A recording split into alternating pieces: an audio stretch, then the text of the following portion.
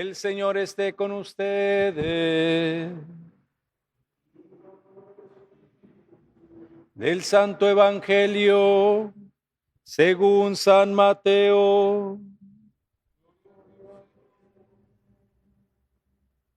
En aquel tiempo Jesús dijo a sus discípulos: tengan cuidado de no practicar sus obras de piedad delante de los hombres para que los vean.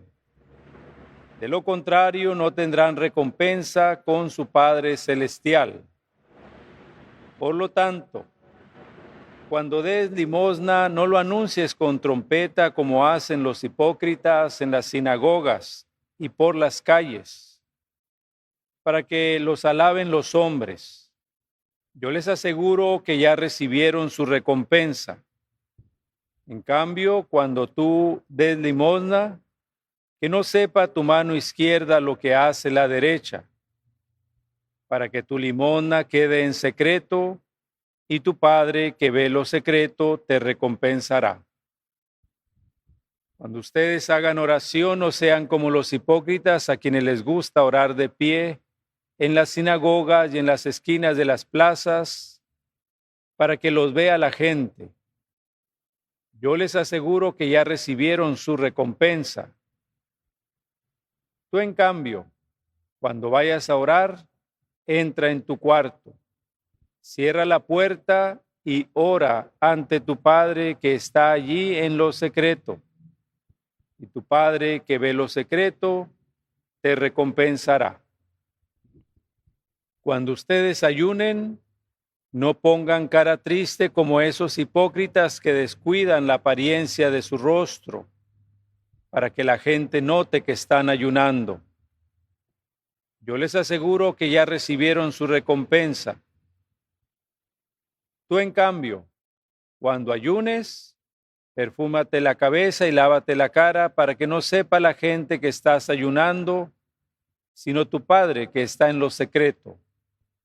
Y tu Padre que ve lo secreto te recompensará. Palabra del Señor. Gloria a ti, Señor Jesús.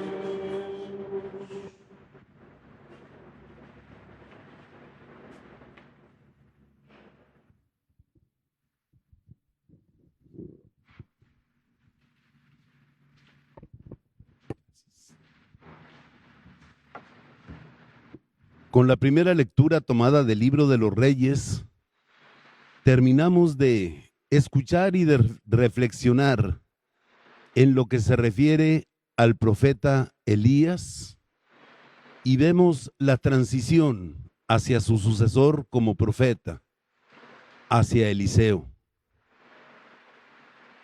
Elías es ciertamente el prototipo de todos los profetas de Israel. Será el modelo, será el ejemplo, será la muestra original. Y sin embargo es un profeta misterioso. Aparece de pronto, intempestivamente, en la Escritura. No se habla de su pasado, no se habla de su vocación, no se habla de su relación anterior con Dios, sino que de repente irrumpe en la escena en forma sorpresiva. Y así como aparece, así también desaparece. Es arrebatado. Es arrebatado. Palabras misteriosas, descritas también con figuras misteriosas. Un carro de fuego tirado por caballos de fuego. Un torbellino en el que Elías desaparece. En la Sagrada Escritura aparecen tres personajes semejantes. En la época de los patriarcas anteriores al diluvio, uno de los que vivió menos años, pero que fue fiel a Dios, que anduvo con Dios toda su vida, también se nos dice, Dios se lo llevó. No habla de su muerte, no habla de su sepultura, sino Dios se lo llevó. Enoc. Moisés, gran amigo de Dios, un hombre que hablaba con Dios cara a cara, un hombre que a veces cuestionaba a Dios sus decisiones, que a veces en su oración lo retaba, que a veces chantajeaba, ¿por qué no decirlo?, a Dios. Si no vas a tener compasión de este pueblo, mejor mátame. ¿Para qué me hiciste sacarlo de Egipto? Para dejarlo morir en el desierto. Un hombre muy cercano y muy familiar a Dios. De él no se nos dice que se lo haya llevado Dios o que haya sido arrebatado, pero sí se nos habla de su desaparición. Subió al monte, murió y Dios lo enterró. Nadie sabe dónde está su sepultura. Nadie sabe dónde está su sepultura. Y finalmente Elías, de quien hablamos el día de hoy. Elías que es arrebatado al cielo en un carro de fuego. Estas tres figuras tendrán mucha relevancia en los escritos apocalípticos, no necesariamente bíblicos. Y se habla de ellos como gente que precederá la venida del Mesías.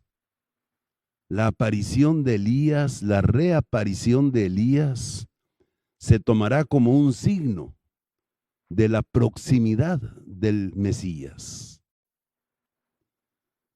Sin embargo, su figura queda oculta en el misterio. Cuando a Jesús le preguntan, es que dicen que antes de que venga el Mesías vendrá Elías.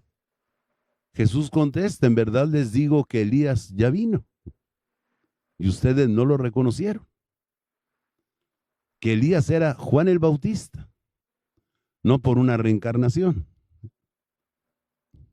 No creemos en la reencarnación, sino de alguna manera por una línea sucesoria. El mismo espíritu de Elías habitaba en el corazón de Juan Bautista, que vino a llamar al arrepentimiento y hacer que los corazones de los padres se convirtieran hacia los hijos.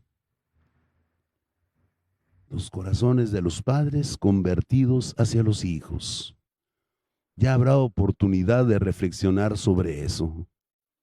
Lo importante es lo misterioso de esa figura que aparece y desaparece, que pareciera que no quiso dejar huella y que sin embargo dejó una gran huella en el pueblo de Israel y en el pueblo de Dios.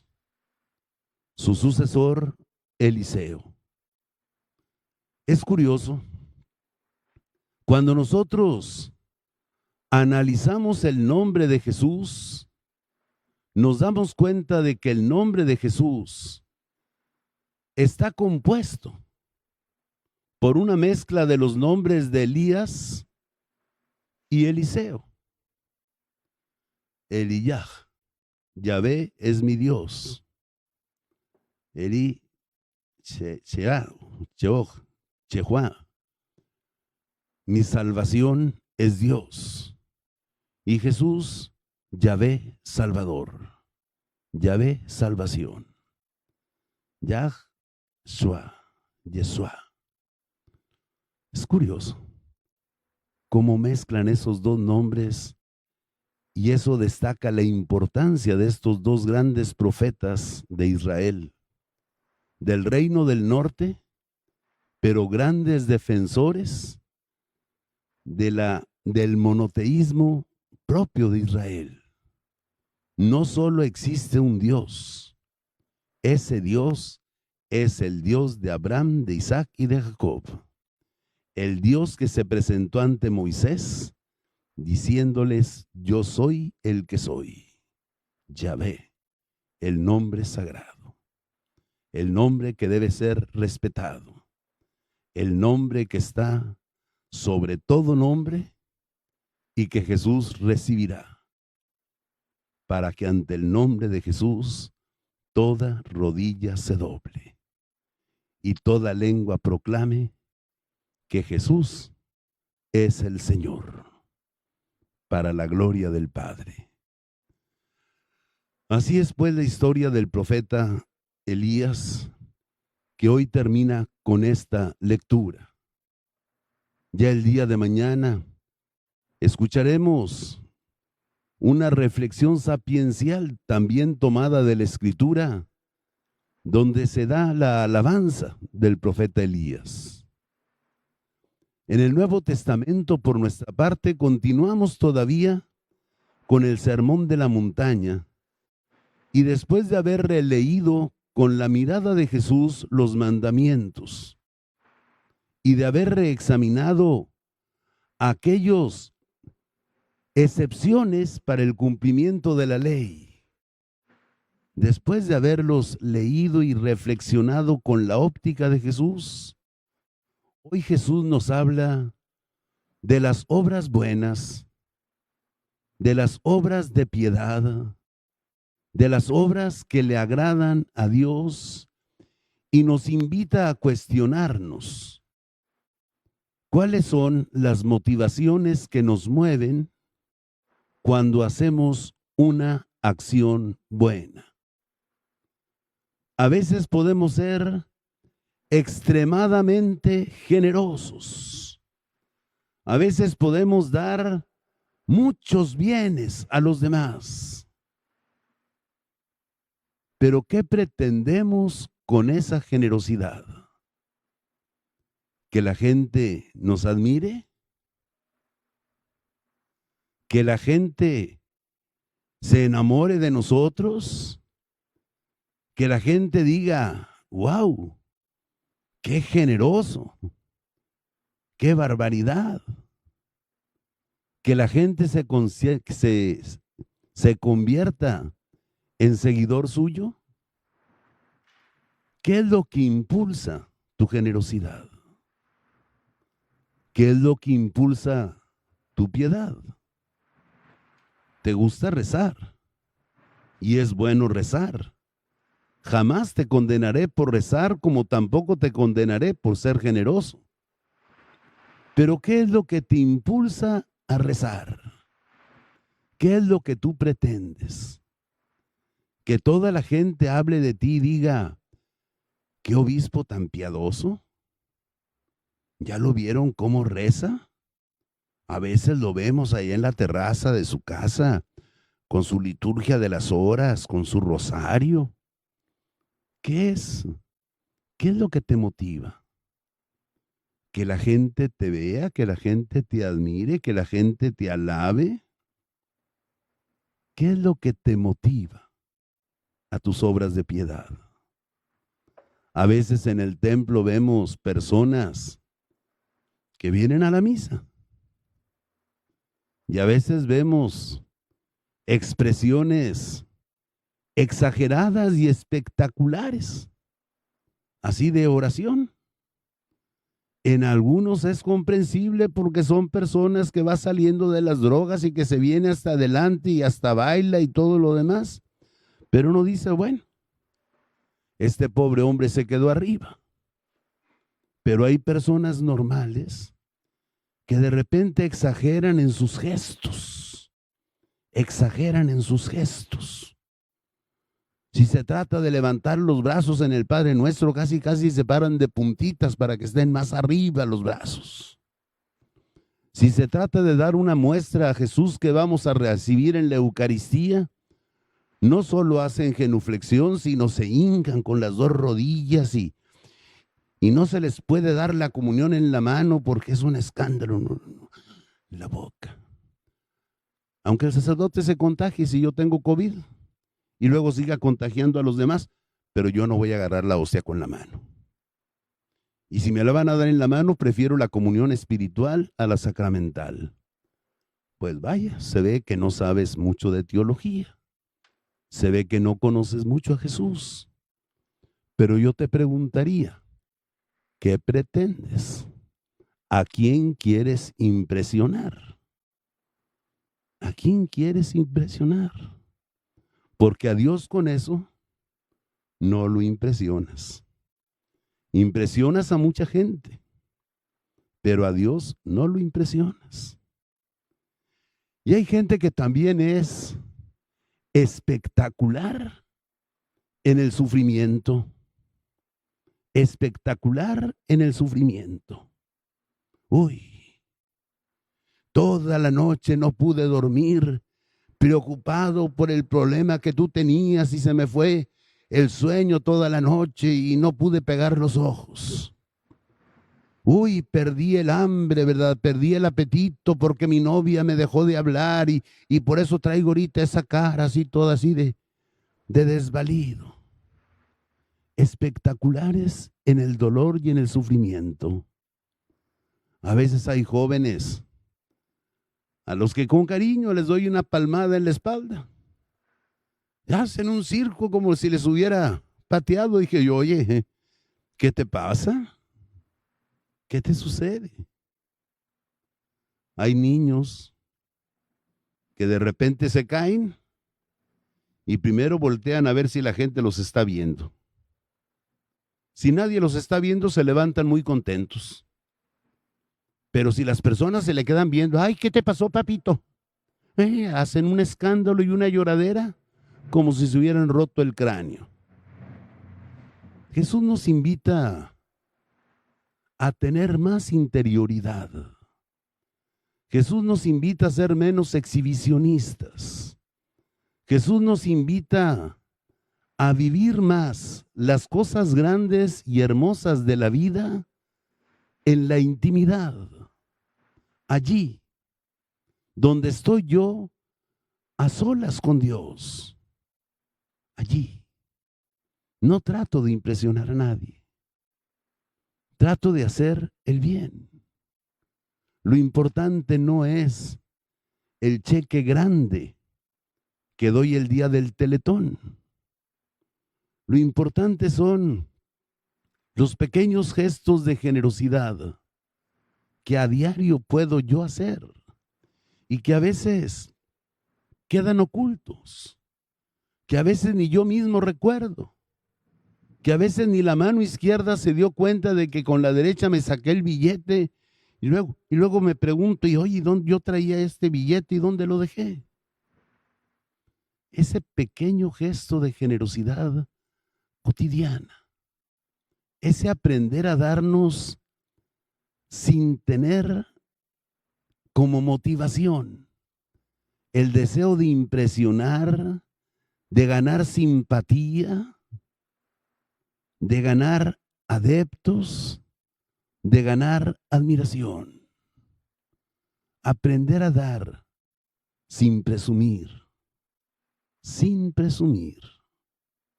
Porque cuando presumimos, ya tuvimos nuestra recompensa. Aprender a dar en silencio. Sí, el Día de las Madres, un regalo fabuloso a mamá, carísimo. Pero, ¿y las muestras diarias de amor dónde quedaron? Esa llamada por teléfono, ese felicitarle el día de tu santo, ese preguntarle, mamá, ¿cómo sigues? ¿Cómo te ha ido con la pandemia? ¿Te has cuidado? ¿Cómo se han sentido ahí encerrados tú y mi papá? ¿No se han peleado? Esa preocupación cotidiana por el bien de los demás.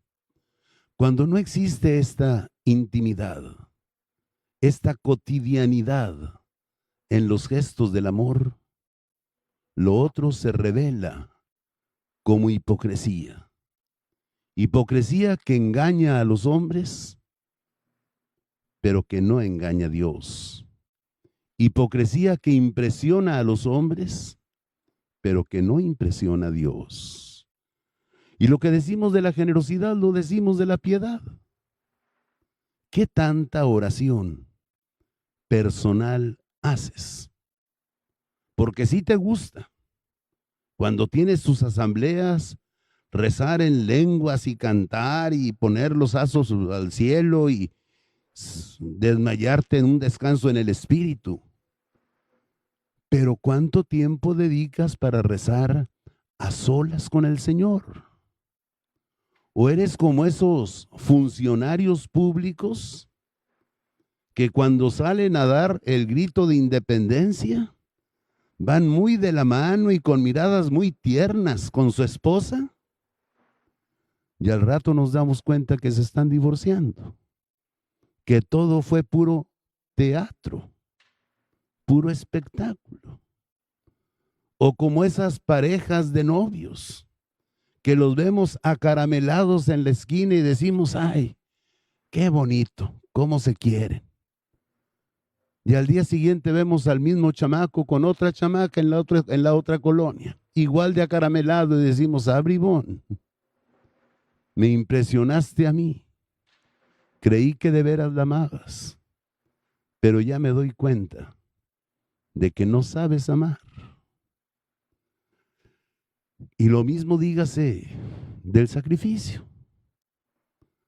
Todo este confinamiento puede traernos sufrimiento, puede traernos estrés, pero a veces somos escandalosos con el estrés y con el sufrimiento. Ay, el otro día vi por la calle a unas personas que no traían cubrebocas, que irresponsables y no se dan cuenta y hacemos un circo. Úsalo tú, pero no seas espectacular, no seas escandaloso, no seas ruidoso. Las cosas principales se viven en la intimidad. Sufro, me cuesta, pero no voy a hacer un espectáculo de mi sufrimiento ni del costo que tengo que pagar. Son esas cosas íntimas las que dan valor a las cosas que salen a luz. Así como en un edificio, lo más visible, lo más impresionante son las fachadas y los acabados y decimos, qué hermosa catedral. Pero lo que le da solidez a esta catedral no es la fachada ni son los acabados. Son los cimientos que nadie ve.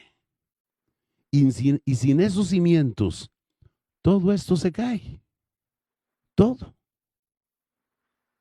Y así es también en las cosas del amor al prójimo, en los sacrificios de la vida, en la verdadera piedad y el amor a Dios. Hay cosas que se viven en la intimidad y no se muestran. Y esas cosas que se viven en la intimidad son las que dan valor a las cosas que aparecen en público. Cuando yo era niño y estábamos presentes los hijos en la casa, mis papás se hablaban de usted. Era imposible que estuviéramos ahí nosotros y mi papá llegara y le diera un beso en la boca a mi mamá. En la intimidad, su amor era otra cosa. Por algo tuvieron 6 hijos, ¿verdad?